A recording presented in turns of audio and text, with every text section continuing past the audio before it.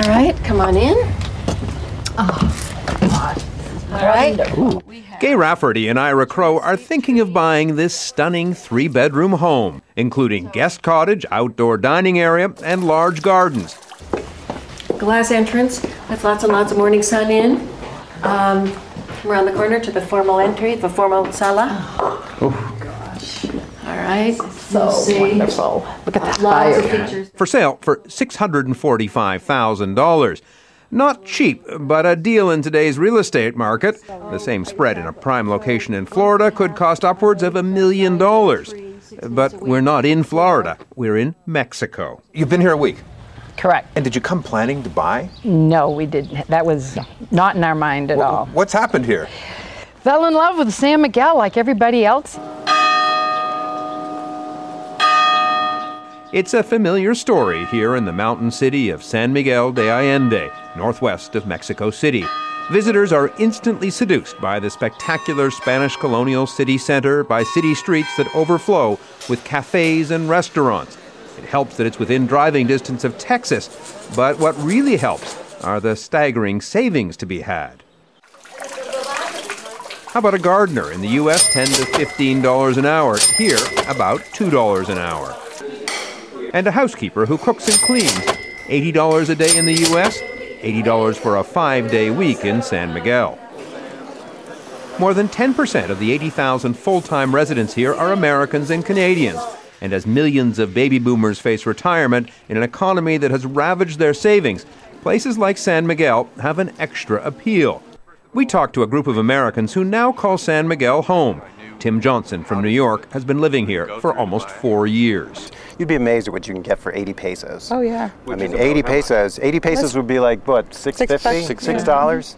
You get, you know, your oranges for half of the week, you know, and I mean, you know, all kinds of fresh vegetables. Tom King is also from New York. Anything that involves service is much, much cheaper here. If you bang up your car and you get body work, it's maybe a third or a fourth of what it would cost in the United States or less.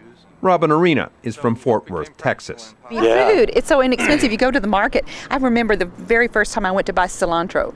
I was like, this is 20 cents? This is all it is? It's 20 cents? I kept thinking I need to add another zero. It was unbelievable. Muy bien. Writer Jeannie Ralston and photographer Rob Kendrick moved to San Miguel with their 2 boys. Life for them is exotic, yet very comfortable. And it's impossible to overlook the savings. In Florida, property tax on a $500,000 home is $10,000 a year. And add another $10,000 or more for hurricane insurance. Once you buy a house here, property taxes on a nice house could be $200 to $400 a year. We don't have homeowners insurance because the houses are stone and stucco, and so they're not going to burn very easily. I didn't get to see what your homework was yesterday in Spanish. In the U.S., top private schools can be $28,000 a year. Here, the bilingual private school the boys go to costs $2,000 a year. And Jeannie and Rob are convinced the boys are getting a good education. The family came for a year. They've loved it so much that they've stayed for 3. Ready for school? But as the boys approach high school age, Jeannie and Rob are thinking of returning to the U.S., which is why they put their house up for sale. But they're not sure they really want to leave. I've said this to Rob. I think San Miguel has almost ruined us for other cities. We've been all across the U.S. now looking for the next place we're going to move. And, you know, San Miguel has so much. It has everything in one place. And despite the recession, maybe because of it, Americans are still coming to San Miguel. On the edge of town, condos are for sale for $250,000. Outside town, new Florida-style golf resorts, starter homes for $200,000. That is not a local coffee chain on the town square, and there are the oh-so-familiar big-box retailers just a short drive away.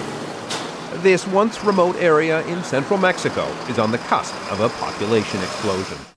That is Jack Watson, President Jimmy Carter's former chief of staff, now a San Miguel resident.